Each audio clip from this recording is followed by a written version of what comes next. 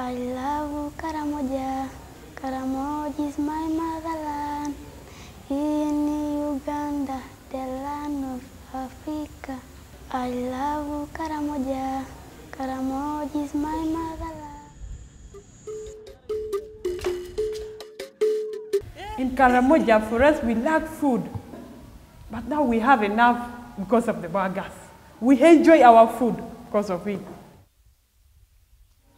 By those days before the construction of the biogas, the girls used to go and fetch firewood so that they can prepare for people something to eat.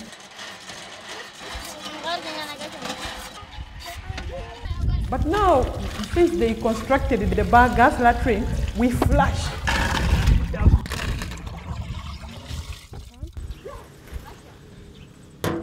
And the gas is produced to be cooked, to be used.